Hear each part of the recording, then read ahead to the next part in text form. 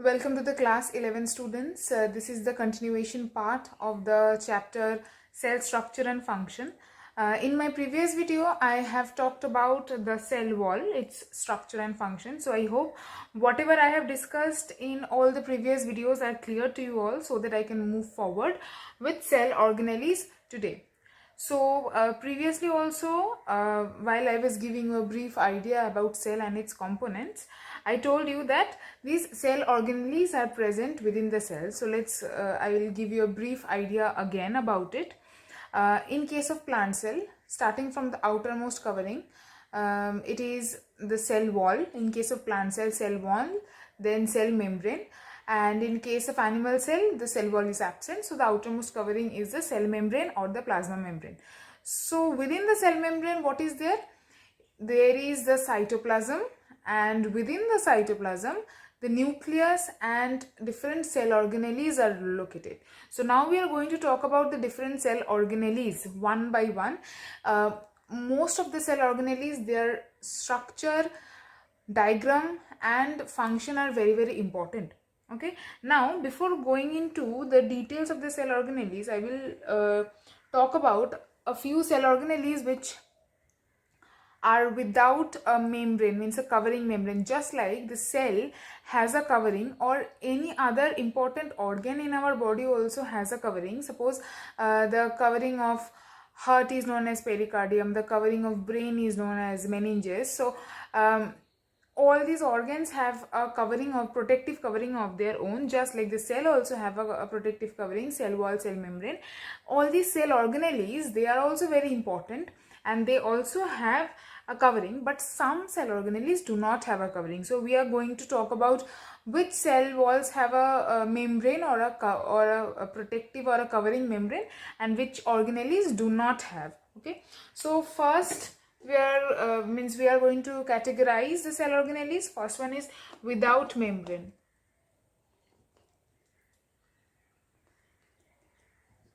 So which organelles do not have a membrane? Ribosome and centrosome.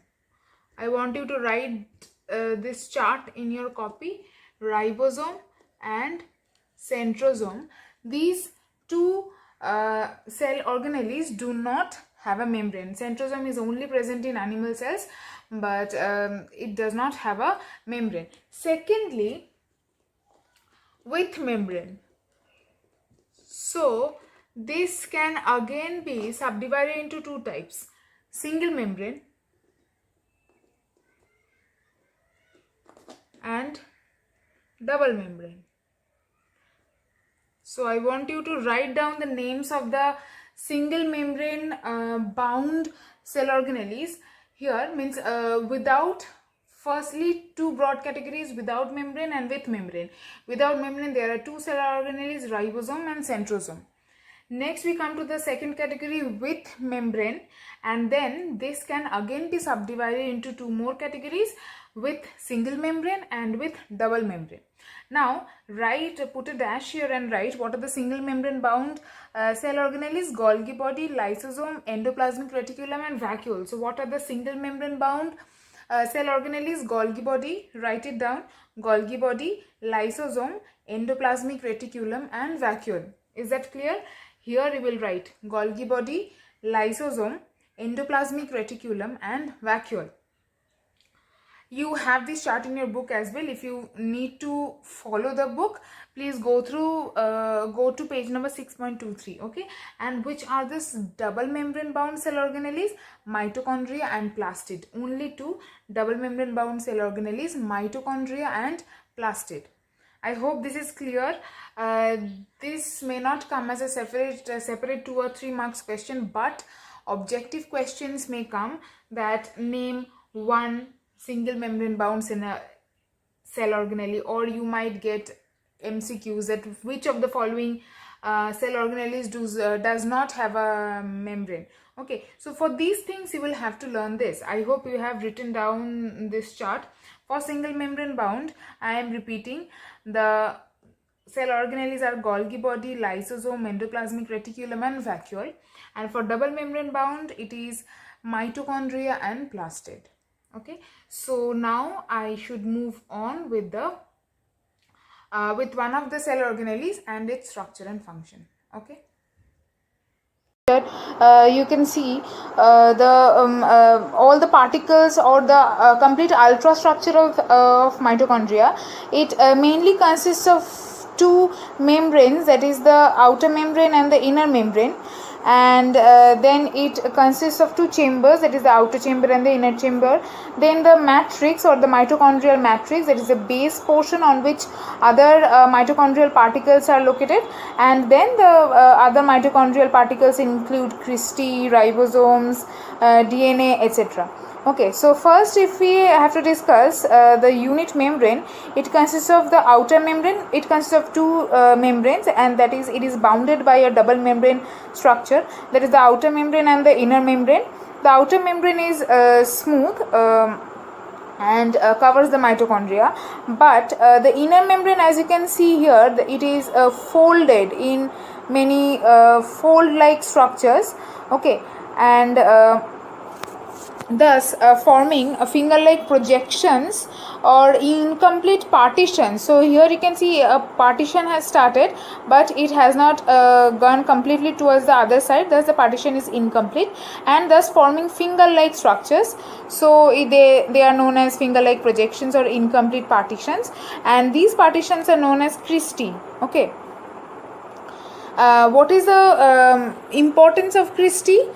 Cristae or these incomplete partitions increases the surface area of the inner membrane. Okay, so as you can see, a normal smooth membrane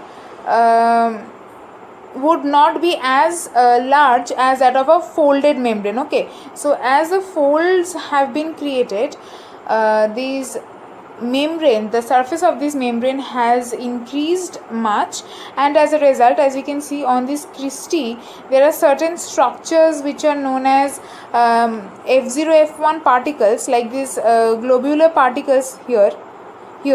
So these the number of these also increase, right, and these are the actual structures where the manufacture of energy in the form of ATP takes place.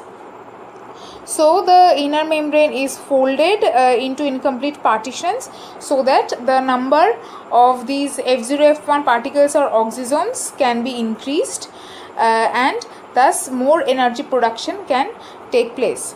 Okay. Next comes the mitochondrial matrix. This is the inner chamber. This forms the inner chamber, and it is full of ribosomes and DNA and certain other structures. Here you can see all the structures drawn. And lastly, I was talking about the F0 F1 particles. It is not written here, it is labeled here. So these are the F0 F1 particles. They look like this with a head and a stalk. So the head, globular head, is known as the F0, and this one is known as the F1 particle, and they are also known as oxysome. Okay, so these oxysomes are mitochondrial particles, and they help in the production of ATP. And this diagram is very important, along with the complete description of the ultrastructure of mitochondria.